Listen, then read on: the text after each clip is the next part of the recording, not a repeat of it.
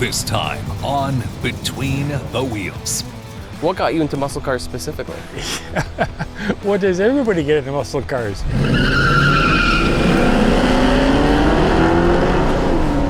Back in the early 70s, I was too young or couldn't afford a car like this. So I'd made it like something I saw when I was a kid.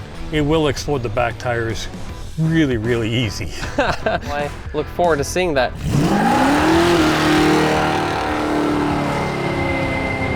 Bought it new in 1970. Those were the best days of our lives, I think. 17 years old when I bought that car. Ran on the street. I went there, made noise, and went home. Yeah, that's what it feels like in a 9-second car. I got it up on jack stands and I cried. Most people would look at it and say, it's a basket case, you can't fix that. I mean, we didn't have any safety checks and none of this bullshit now. I mean, everybody just drove a car, you know? At 40 miles an hour, if you get in a crash in this thing, you're friggin' dead. I spent probably 16-hour days. I would end up sleeping in the body shop in a car. It's gonna be a lot of work, and she said, who cares? It wasn't that we had money falling out of our pockets. We made the car happen because of the desire to restore the car.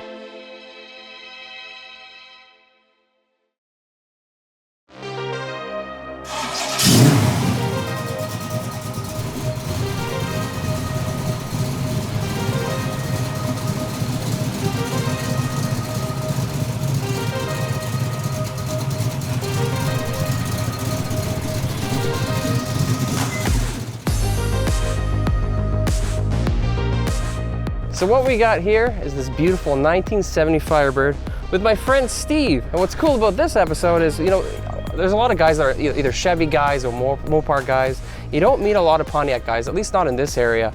So what we got here is a Pontiac and a Firebird, and we haven't done any yet on the show. And we kind of want to figure out, you know, what's the allure of like why a Firebird versus, you know, a Camaro or a Charger or something like that. What got you interested in this car?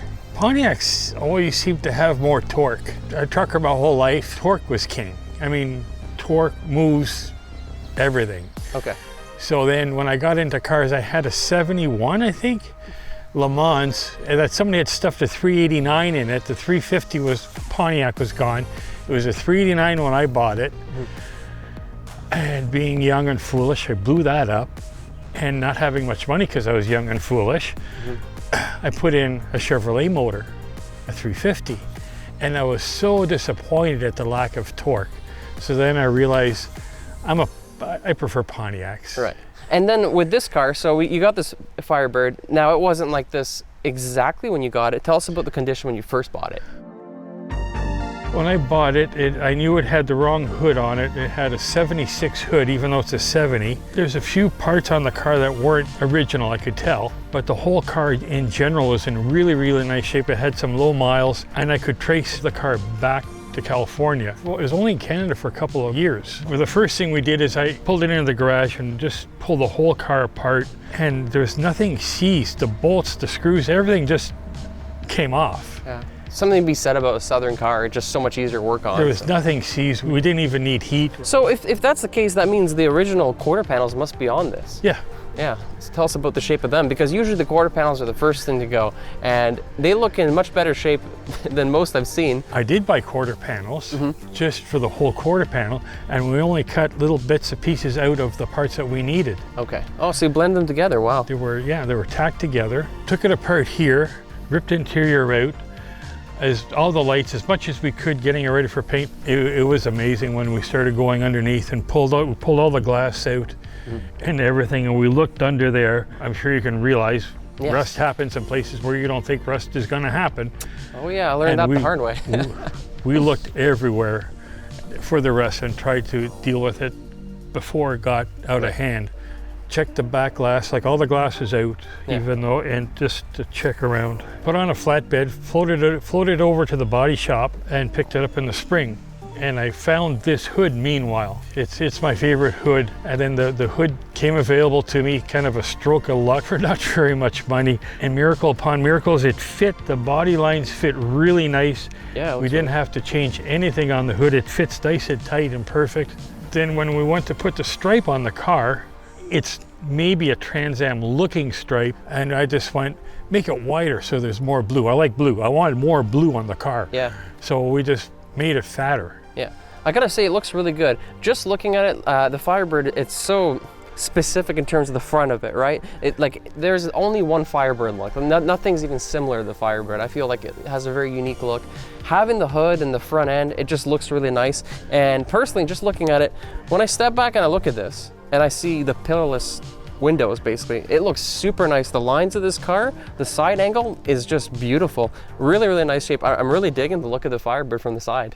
Yeah, the GM designed it to look with a European flair, they called it. That's hilarious. European flair. And that nose piece, I remember as a kid watching a GM commercial, I can't remember who it was, but it was the NHL player with the hardest slap shot. And he had a hockey stick and he was slamming it into the grill of one of these cars to show how sturdy the Endura, they called it Endura, the Endura bumper was. And he was slap shot after slap shot into the hood with a hockey stick, into the grill, sorry. Yeah. Well, if you want, I see a hockey stick over there, we can grab it and give it a shot. Go for it. I didn't expect you to say yes. No, we're not gonna do that, but that's hilarious. Yeah, those commercials back in the day, it was just so funny how they would market stuff. What was appealing back in the day versus now is totally different, you know what I mean? Yeah. There wasn't many options back in the day, so things like durability and quality were big, whereas now they never talk about that anymore. It's like, oh, you got a million features, everything's electronic. It'll cool every part of your body, but nobody talks about how long things will last. Whereas this is super old, it's still around, it's in pretty much original condition. That's something to be said about the construction of these vehicles. Well, it's in great shape. I think you guys did a really good job bringing it back. In terms of the interior, what did you do in the interior? Because this looks original to me, minus the shifter, obviously. The shifter didn't work for me. I wanted a little more performance oriented. The idea behind the whole car was to make it like somebody would have done in the 70s. So they would have taken out the stock motor. They heard it. They would have put in a bigger cubic inch motor. They would have built up the tranny. They would have made a better shifter and thrown a couple of gauges. Right. Back in the early 70s, I was too young or couldn't afford a car like this. So, and I'd made it like something I saw when I was a kid. So you want to live the glory days of the 70s in more modern times, obviously. Yeah, obviously, yeah. And the shifter is just NHRA approved. I think the first thing a lot of people do is get rid of the shifters, because the old shifters in these cars, they were just garbage. You can go into reverse by accident or something and just destroy it, whereas this one you can't. It's got the lock on it. Exactly, yeah. The front seats, the upholstery was gone, so they're reupholstered, but the carpets, the back seat, all the panels inside, everything is actually original. That's amazing. It's so rare you see a car in original shape like this, that almost nothing's been changed, but you change just enough to keep it looking the way it is. Obviously it's been repainted and whatnot, but still the metal is original, which is super rare. And but at the same time, as beautiful as the outside looks here, what's really beautiful is under the hood, because this is not the stock motor. Maybe let's crack it open and talk about that.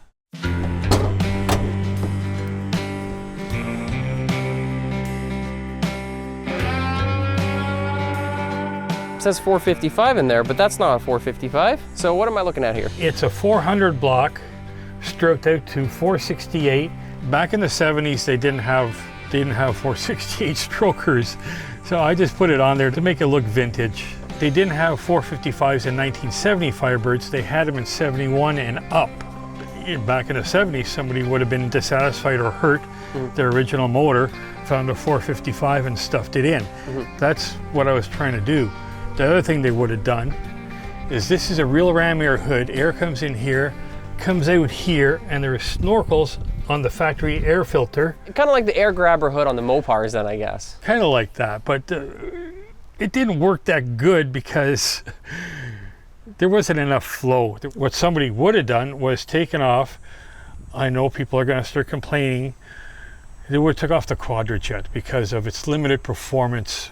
Really? And they would have put a big fat 4150 on there, a big fat Holly, this is a big fat Holly style. Okay. And the original snorkel air cleaner wouldn't have fit on it, so they would have done this to it. Okay, this thing is crazy. First of all, we actually met at the track. So we met at Luskville, and you were racing, and we saw this thing in action, and the performance of this was unbelievable. I was really amazed.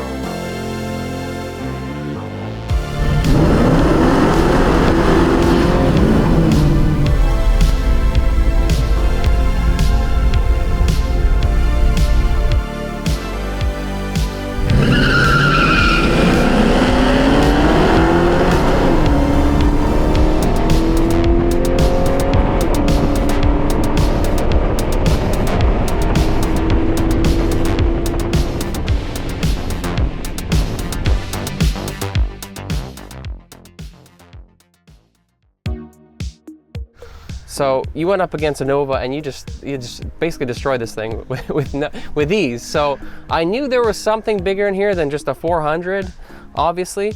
Now, when it comes to like Chevy, you have the big blocks, the small blocks. You know, you have the small block 350, then you have the 396 big blocks, 427s. But it's different with Pontiac. They actually use the same block you were telling us off camera. Maybe talk about that. Yeah, Pontiac's all the same block. I know the earlier ones are a little different, but 63 and up are all the same block.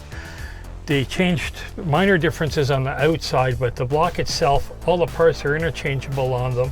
And it's the difference in the main journal sizes. 400 and down is a 3-inch main. 400 and up is a 3 3/4 inch main journal. So what this is a stroker, a 400 block stroked out. So it's a 455 crank cut down to 3-inch mains. So it fits on a 400 block. And there's advantages to that in that you get quicker revs. There's less friction, there's less mass to turn with the 3-inch journal. So they took the best of both worlds. They took the big crank, which gives you the cubic inch and a Pontiac motor, and the small mains. So when you were talking about the 350 earlier versus this, what would make the higher torque on this engine that the 350 doesn't have? The torque comes from the head design on these things. It was built by Gino Lancia in Toronto at Astra Automotive. Pontiacs have all sorts of little secrets to them, and he knows them all. And it dynoed at around 480 horsepower and 560 foot-pounds of torque. And it's that torque that runs the car. Peak torque is at 3,800 RPM. Okay. So the motor's not even breathing and it's putting out 560 foot-pounds of torque. I noticed you have a rev limiter on there, obviously, because you've done some racing. What do you shift at usually? What are your RPMs? The rev limiter is set at 55. Okay. And I'll shift around 52. Okay. And that's all you need. Really? Well, that's pretty low actually compared. A lot of people do at 6,000. Some of the really crazy cars I've done have done even 7,000, which is insane. There's two things there. Stroker motors don't like to rev. There's longevity of the engine itself. Like a low revving motor will last for a lot longer than a high revving motor, and that's pretty well, everybody knows that. You can't be mashing it too quick. You gotta like roll on the throttle. Okay. It will explode the back tires really, really easy. Well, that's cool. I look forward to seeing that. Having a good time is a priority right now with this car. That's the best thing, is to enjoy the car. Well, I think having fun is definitely our priority here, on top of getting educated. So I think that's what we got to do next. I think we got to shut the hood, we got to get in the car and go for a drive. Absolutely. Because I cannot wait to go in this thing. I've seen it in action. I've never been in it before. This is going to be the first time in a Firebird. And it's been raining all week and I haven't driven it all week, so I'm itching to go.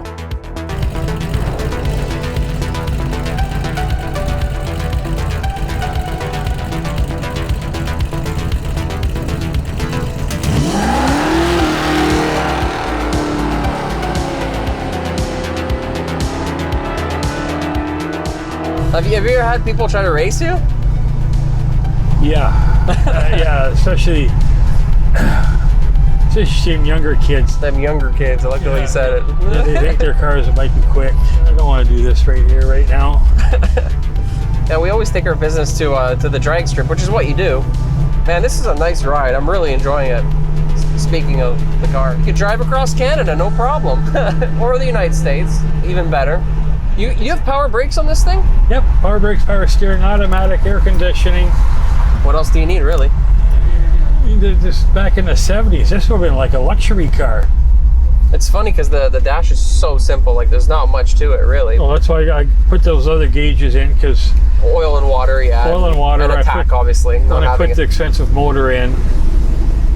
You got to baby it, even though it's a pretty robust motor, because it doesn't rev that high. Well, it can, but you don't need to. It's good to have those on just to protect that you know what you got. You got a rev limiter, you said, right, as well, so. A little bit.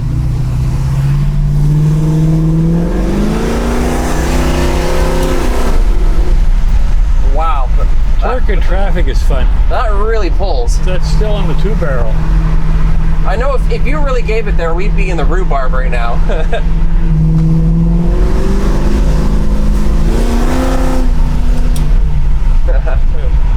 As soon as you do that, all the heads just go up. Everybody turns their heads. I love that. But see, look at how streetable it is. That's just leaving in drive. Drives super nice. And it's Like, I don't, could I get more power? Could I make the car faster? Yeah. Yeah, probably, but would I lose some of that streetability? Right. Probably. Well, what do you have in terms of your suspension back? You just have regular leaps back there? I didn't even look. Yeah, well, when I took the motor out, we jacked the car up and I replaced all the suspension under the car. When I bought the car, the trunk was full, a whole suspension kit. Okay. I forget the brand name right now, but it was all that high-end polyurethane bushings, all that stuff. The whole kit was in the trunk of the car, ready to put on, and I went, well, look at that. Oh, so it's all stock except for the polyurethane bushings and new tie rod ends and all like new pieces, but it's new stock. Right, but it's new. It's new. You know, it's funny you say that because a lot of people think they drive an old car that has its stock suspension. They think, oh, this ride quality is horrible. But the problem is they have the original suspension that's been worn out. If you go and just renew it, have everything brand new, they weren't that bad. They were actually pretty decent, these cars back in the day. People are just comparing today's suspension, like, or even having like a 4-link and stuff like that, you know, tubular suspension versus the old stuff from back in the day that's worn out. It's not really a fair comparison, but I've had Mopar guys tell me, hey, if you put brand new parts in a Mopar, it drives amazing. I think the same thing could be said with Pontiac because I'm seeing the same kind of difference here. Like there's definitely similarity there.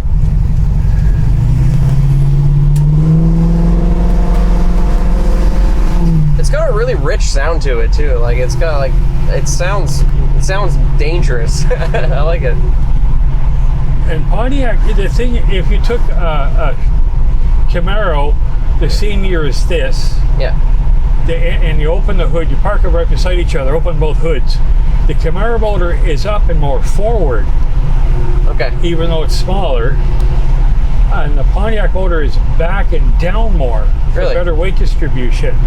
When they designed the car, they were kind of thinking like, let's try and make this handle a little better. Really? So they were thinking of the performance aspect more.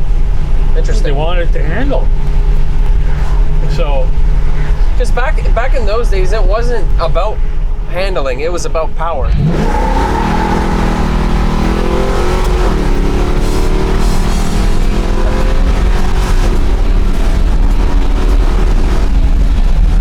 Oh my God! Wow! Does not ever pull, man. Shiitake.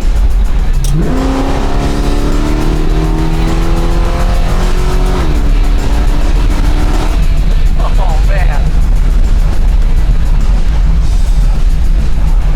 Oh. Holy jeez, man. That was something else. That's some torque. That's a lot of torque. Like that was only... I didn't see that one coming either, so it really got me off guard. It was twice as much fun. Shit, man. That's a rush. That's something else. Like, I felt muscles flexing I've never felt before, and I work out, so that's goes to tell you something.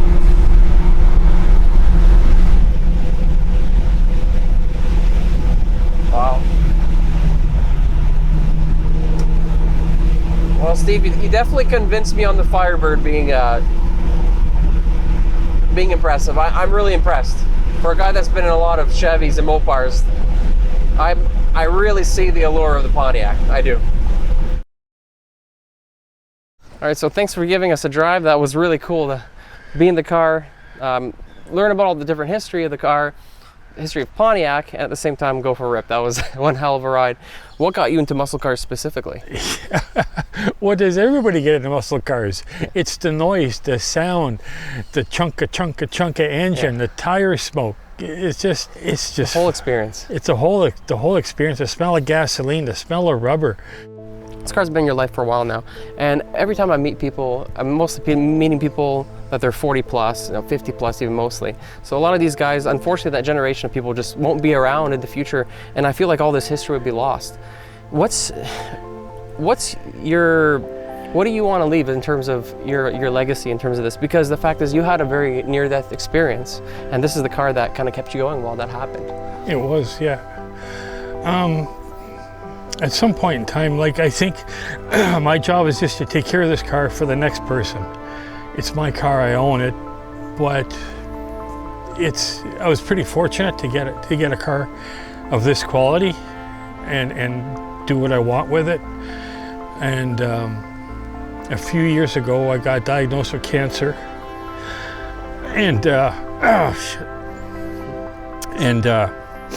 I was fortunate enough to get a liver transplant. And I was in a hospital in Toronto. My daughter was beside me, and the engine was out of the car, and I was really upset because I wanted to leave this car for her. And I phoned the engine guy, and I was a little upset with him because the engine had been in his shop for quite a while. And it was right in the middle of COVID where parts were hard to get. And they started putting it together, or working on it. And then I got sent home from the hospital, and I was trying to recover from the transplant, and which I did, but I didn't feel 100% better for some reason. And they found out I had a different cancer. I had a new cancer to me, a new to me cancer. And I went for surgery for that. And I ended up being in a hospital for 3 months over that one. And that was really scary. And I remember waking up in ICU and staring at my pillow. Well, my face was in it. My face was in it. And the only thing I could think of was this car. And I didn't know if I'd come home. And all I wanted to do a few more burnouts in the car. True car guy. I wanted. Yeah. That's all I wanted. And the next day I felt a little better, and the nurses said, "Oh, you look a lot better today." And I'm thinking, the only thing I thought of all night was my next breath and this car. Well, it just goes to show you, a lot of people have strong connections with their vehicles, and this, I don't think it's any stronger than that, you know what I mean? It's you can take a tangible thing in a life and death experience if that keeps you going. And here you are, and you're still enjoying life. You're going on the drag strip, you go to the car shows, you go to the car meets, the cruise nights, and you're driving one hell of a car, and you're having fun with it. What's that like, knowing the true feeling of being alive like that? I'm having a lot of fun with it, and I had to go back for more surgeries. Oh, wow. So it was between cancer surgeries, I put the motor in the car. Well, that's amazing. Well, listen, Steve, thank you for sharing your story with us. Thank you for keeping history going and sharing your amazing story. Everybody that's on the show gets a little something. A Between the Wheels hat. So this is your own very own Between the Wheels hat. Thanks. So you need a new hat anyway? Yeah, thank you for being on the show, sharing your story, teaching us about Pontiac, why they're awesome. I certainly believe 2 thumbs up Pontiac. I love this thing. It's super cool. So we're gonna keep going. We're gonna be doing lots of episodes, and you guys are gonna see a lot of cars, but this was a real pleasure. Thank you very much. Thank you. I'm very honored to be here. Next time on Between the Wheels. Back in '68, the technology was so different. Now, it's not the same thing anymore. The modern cars, they drive like modern cars. What you got here is a classic car that drives like a modern car. All around 4-wheel coilovers. Big difference. Wow. There's something to be said about modernizing them so you can have a lot more fun too. It's not a real screaming machine, but it's powerful enough to get me in trouble. When you got a heavy foot like mine. I can't wait to test that out.